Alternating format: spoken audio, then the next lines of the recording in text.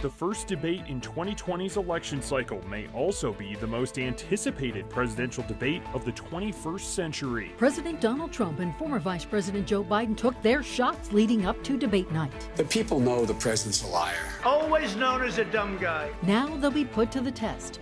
The president grilled on leadership, the coronavirus, and the tax scandal he first addressed on Sunday. Fake news. It's totally fake news. Joe Biden preparing to deflect attacks on his stamina and his son. I'm going to talk about why I want to be president of the United States.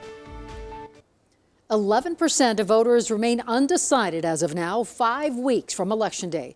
President Trump and Joe Biden will be speaking directly to those voters tonight. In the state of Colorado, that number is far lower. Just 4% of voters said they were completely undecided in a poll taken at the end of August. That poll showed Biden with an 11-point lead on the president.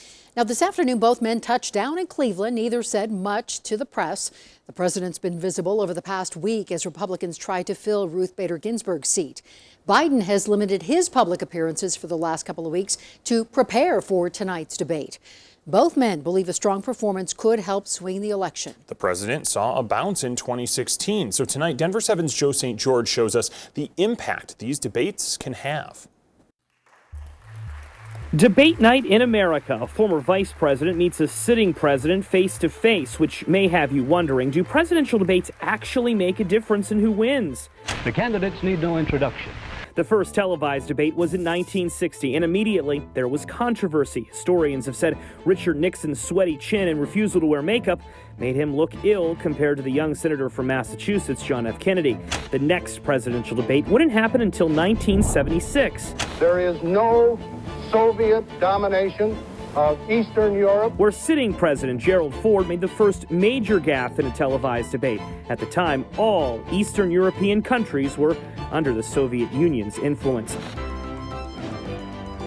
As Joe Biden and Donald Trump prepare to take the stage, historically, there is evidence that jokes do play well.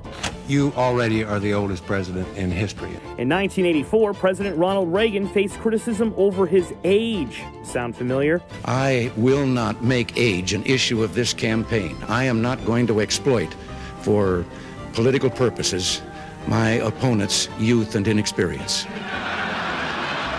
But can debates change an election? Well, in the last 9 presidential elections, the candidate leading in the polls before the first debate went on to win every time except 2000 and 2016 when George W. Bush and Donald Trump won the presidency. That fact has led to more articles like this in recent years with titles, "Debates Don't Matter, the Way People Think." But still, in a close election, every vote and event matters. The first presidential debate 4 years ago was watched by 84 million Americans. In Washington, I'm Joe St. George. And of course, we will have live coverage ahead of the debate on Denver7 News for your Roku, Apple TV, Amazon Fire, and Android device. Trump versus Biden, the main event, begins at 6 over there. Then you can watch the debate right here on Denver7 starting at 7. Supreme Court nominee Amy Coney Barrett began meeting with Senate Republicans today, including Colorado Republican Senator Cory Gardner, who said he plans to confirm her in an interview with the Durango Herald. Gardner said he voted for Barrett in 2017 and, quote, imagines voting for her again. Republicans say they want to start the process on October 12th, with the final vote possibly coming before Halloween. And we are just a little over a week away from the Colorado Senate debate right here on Denver7. I will be moderating. Republican Cory Gardner and Democratic challenger John Hickenlooper will tackle several topics. It will be held October 9th at 5 p.m. A new report puts Amazon's Thornton warehouse in the spotlight. Medical staff for Amazon's Thornton site were asked to reduce care for employees injured on the job, according to revelations from the Center for Investigative Reporting. Denver7's Ivan Rodriguez reached out to Amazon and spoke with the person behind the investigation.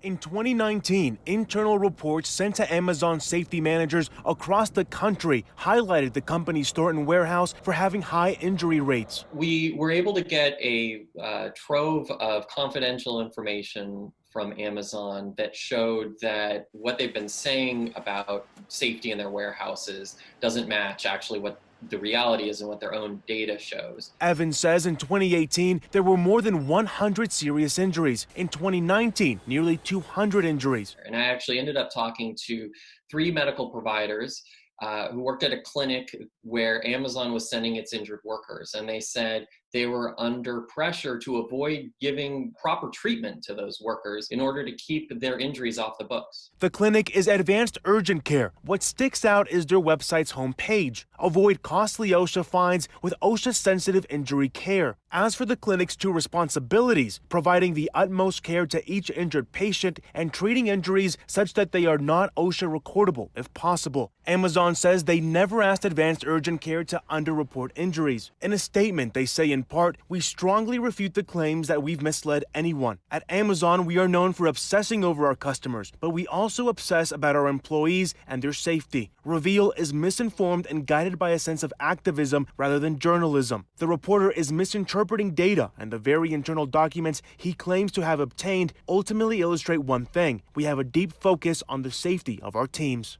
Ivan Rodriguez, Denver7. A church is suing the governor over crowd size restrictions. In its lawsuit, Andrew Womack Ministries asks the judge to temporarily lift the ban on crowds larger than 175 people. The ministry claims the rule violates freedom of speech and freedom of religion rules. The state has maintained the right to issue these orders due to a public health emergency. Tonight, our state reported 535 new cases of the coronavirus, on par with the elevated case counts we've seen in the last couple of weeks. 268 hospital beds are in use right now by patients with the virus or virus symptoms. Thousands of beds remain available. We now know 91 structures have been damaged by the Cameron Peak fire in Larimer County, and that does include some homes. The fire has grown to 125,000 acres. That is the third largest in our state's history, and it's burning about 2 miles southwest of Red Feather Lakes. It is 21% contained.